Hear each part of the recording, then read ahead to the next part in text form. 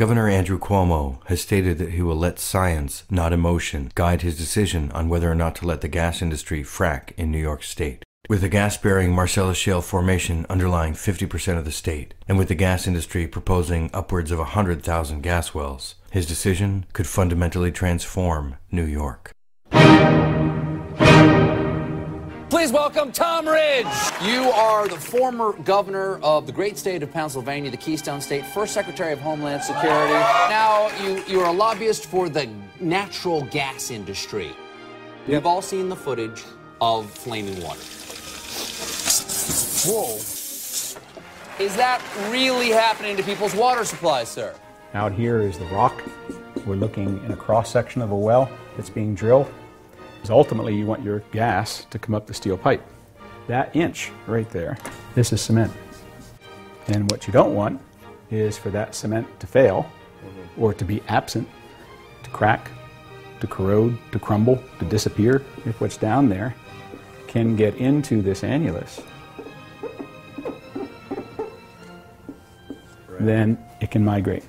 Yes, it is happening to some water supplies, and it has absolutely nothing to do with hydraulic fracking. Methane gas is naturally occurring. They've had methane gas, I'm speaking as a governor, in some of our water wells in Pennsylvania long before any wells, frack wells, were located next to them. Those are phenomena that are very well known for as long as we've been drilling wells and casing them. Naturally occurring methane gas often ends up in water wells, but there has not been a single proven instance where it has been related to hydraulic fracking. So now the shallow gas goes into an open annulus, pressurizes the annulus, gas migrates into an underground source of drinking water, somebody's water well.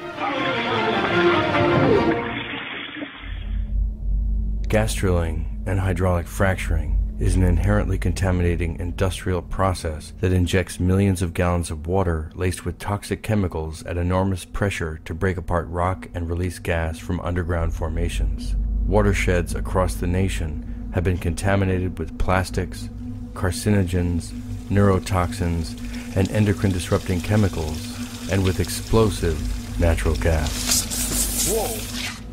It causes massive land scarring, air pollution, a public health crisis, truck traffic, miles and miles of pipelines, blowouts, spills, accidents.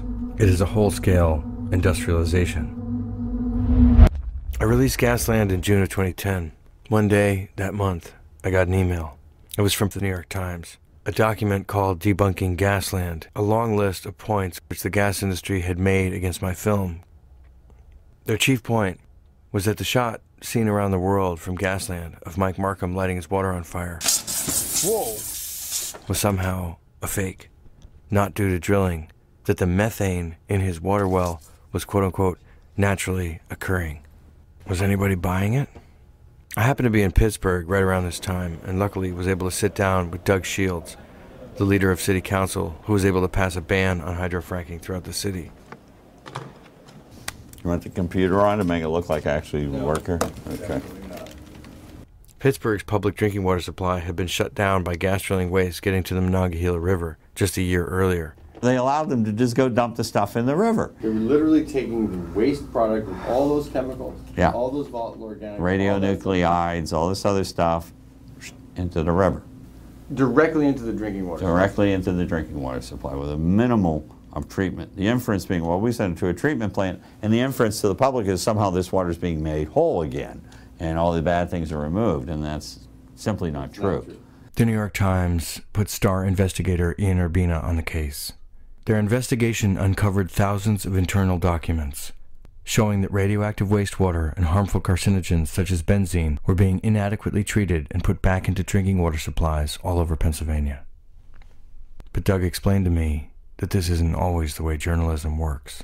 You know, they're coming in and telling me the sky is pink all day, that it's pink. So he told me, most of the journalism out there isn't investigative journalism. It's what you call he said, she said journalism. So if someone's in the room with the media and the person says, the sky is blue, then the media report that day is the sky is blue.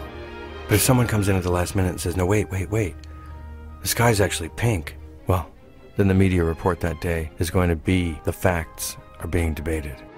It isn't blue, it's really pink. And if you leave that on the table and don't rebut that, then the sky's pink. And that is what the oil and gas industry has done. And the sky is pink in Harrisburg. We've seen the movie. We saw tobacco companies sit in front of microphones and perjure themselves in front of the United States Congress, fine, upstanding citizens with money, corporate executives saying, I can't, I do not believe tobacco causes cancer. And meanwhile, the memo's back in their drawer that says otherwise.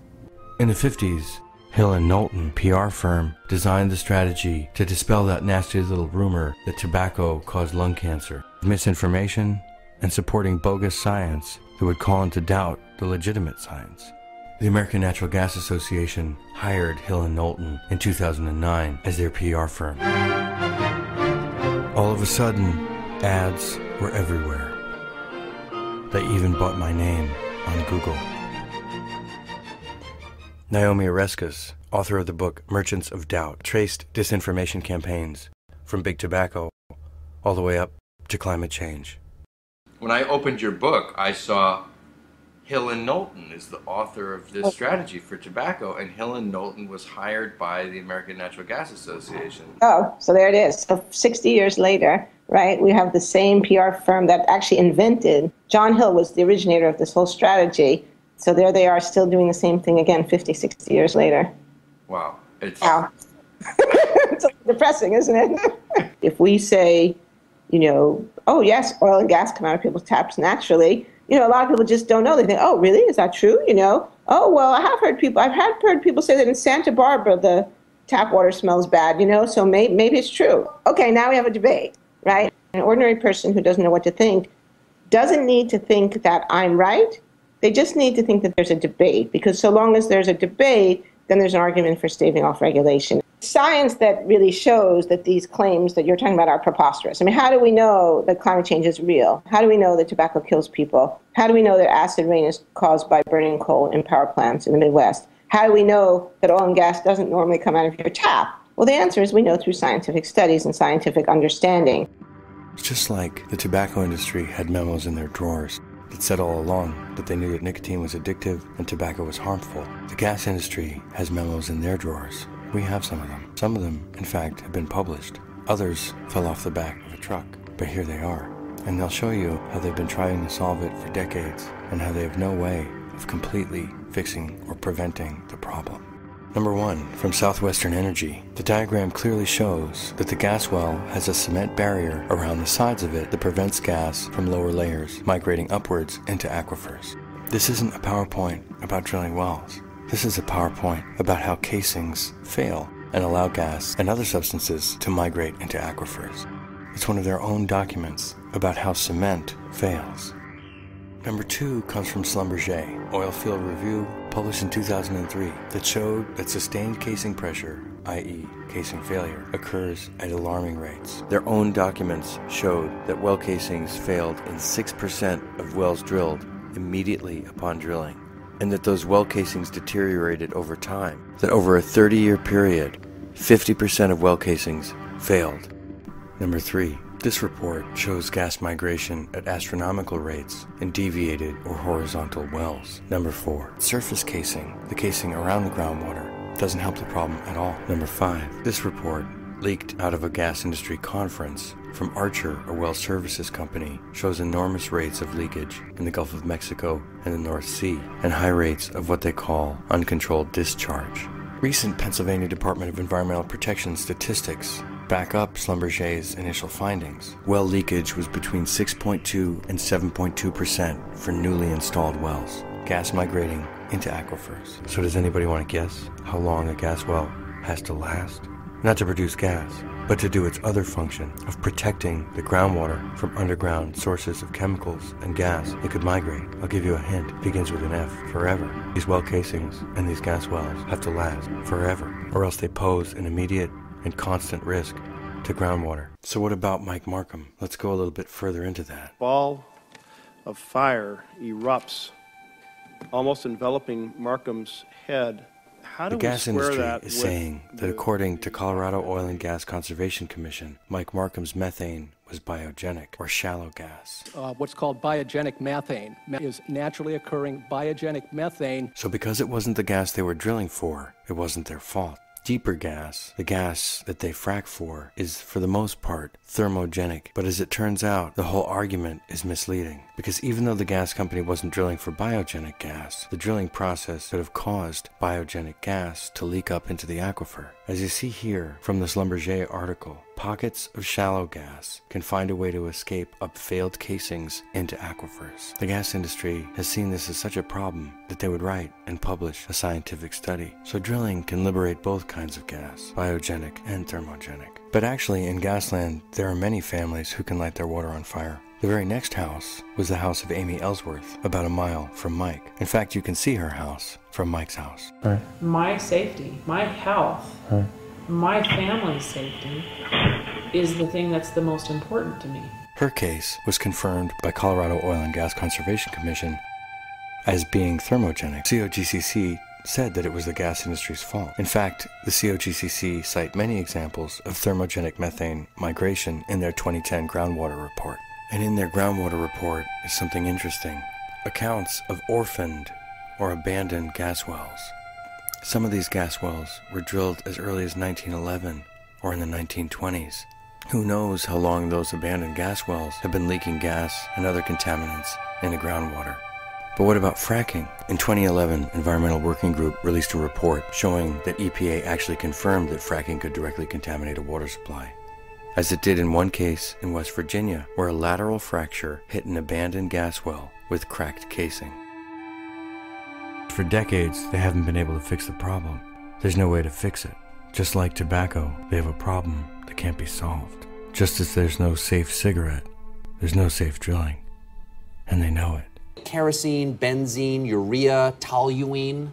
How many of those can I feed my toddler?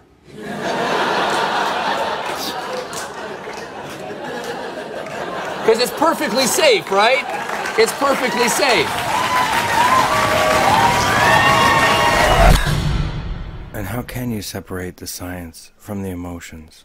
In this case, it is the science that provokes the emotion. It's the science that tells us how to feel. There's one other way that the situations compare. The first major health study on the effects of gas drilling was done in Garfield County, Colorado. Researchers found the potential for acute health problems related to gas drilling activities in the water and in the air. The Colorado School of Public Health found that there was a likelihood of health effects from pollution from gas drilling, and that the magnitude of these health effects was moderate to high.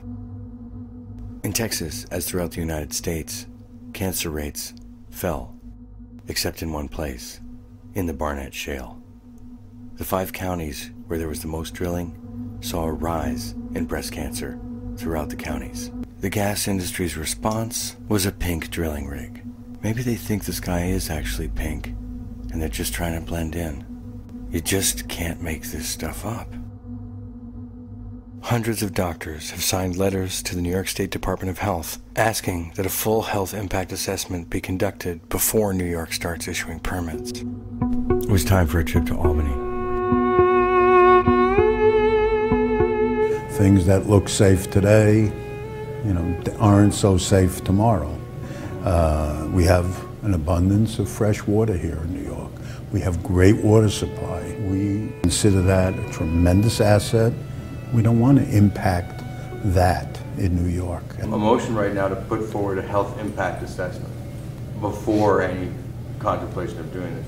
Do you support that?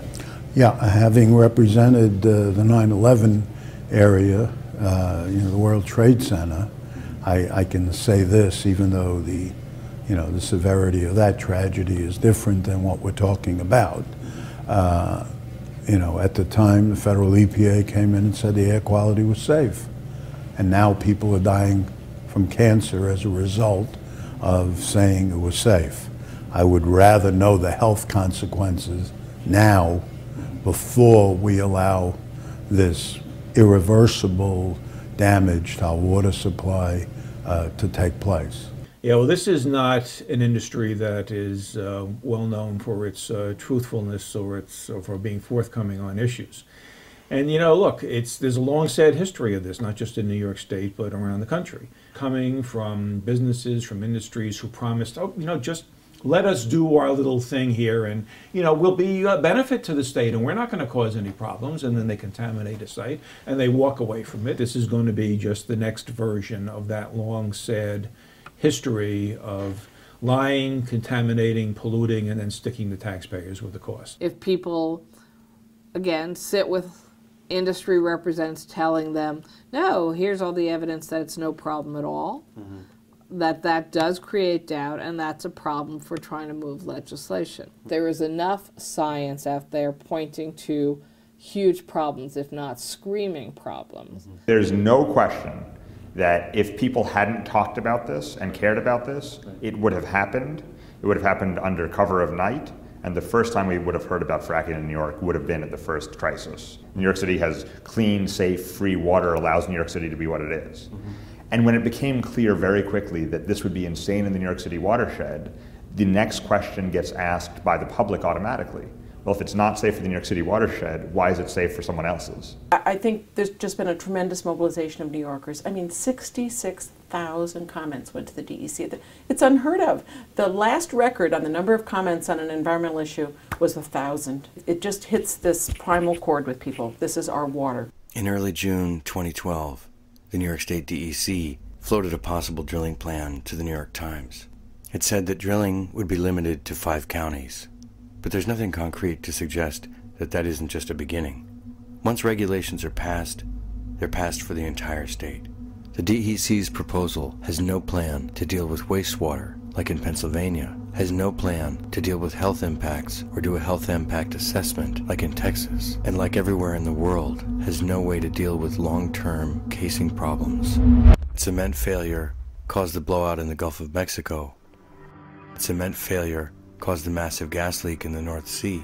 They don't want you to know that Tom Ridge was paid $900,000 to serve as chief spokesperson for the Marcellus Shale Coalition, or that Tom Corbett, governor of Pennsylvania, was given $1.6 million in campaign contributions by the gas industry, or that they've spent $3 million lobbying Albany and $747 million, nearly $750 million, lobbying Washington. So if New York State starts drilling tomorrow and Andrew Cuomo is elected for a second term, by the end of his second term as governor, it's safe to say that 20% or more of oil and gas wells installed in his first term will be leaking. These are the facts that they don't want you to pay attention to. This is them telling you the sky is pink. New York needs new energy, not the lies of the past.